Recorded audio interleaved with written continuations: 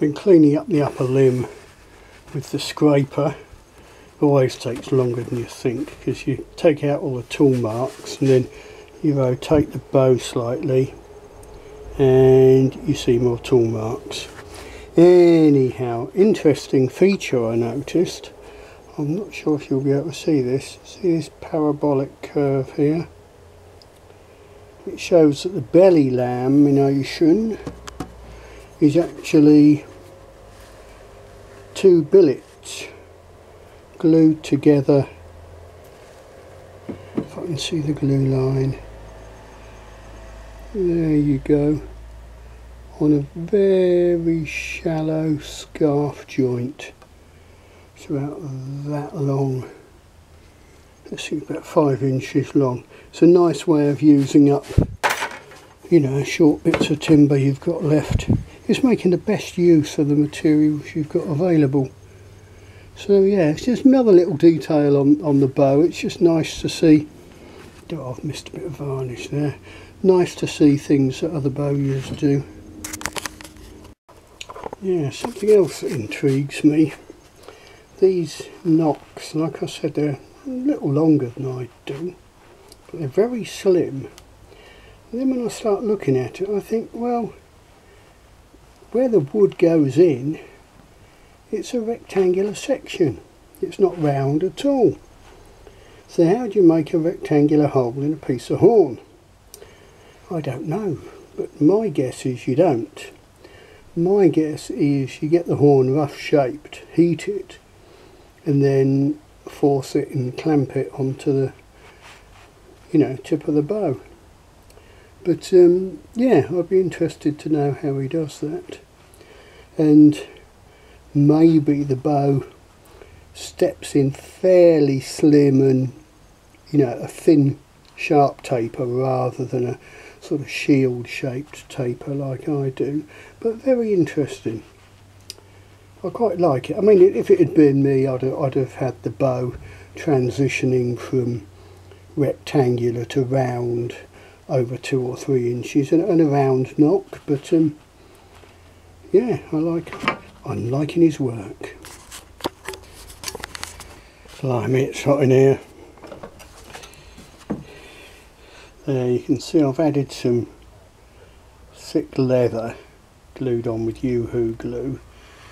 Smeared Yoo-hoo glue over it, rasped over the corners to round it off, and that's just padded the back out nicely at the grip. Just to give you an idea of what it's done, I've used a profile gauge, so that's the shape of the back of the bow just to one side of the grip, and that's where I've added the leather, so you can see it's just rounded it off a nice little bit. I've got the grip all nicely rounded off and sanded, the rest of the limbs all nicely sanded as well. Basically I tend to use a scraper, then 80 grit, then 120 grit.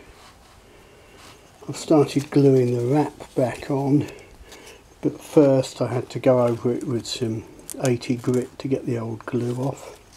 So we're not far off done now. I'll get this wrap glued on, then it will be just down to finishing. A few coats of Danish oil, bit of beeswax, polish up the nocks, and we're done.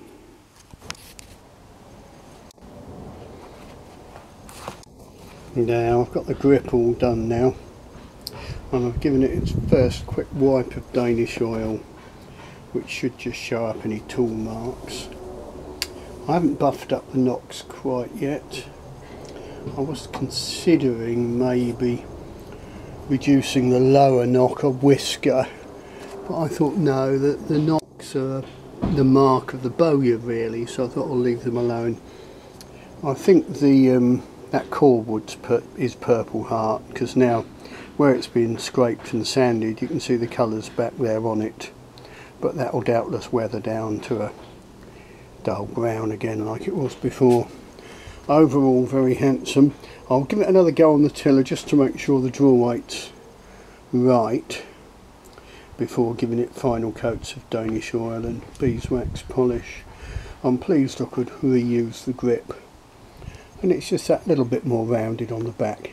Not a great big bulge that you sometimes see, just a little bit nicer. Attention to detail. Pleased with that. It's all finished now except for maybe another wipe of the old Danish oil. I weighed it and it came out, it looked a bit overweight, but that was using my fancy digital scale, which I don't often bother with. It was about 43 and I thought, no, that's too heavy. So I took some more off the corners of the belly on the upper limb and a tiny, very light scrape of the cabinet rasp. Took the tooling out, checked it again, and it read 41 on this, but on here it reads under 40.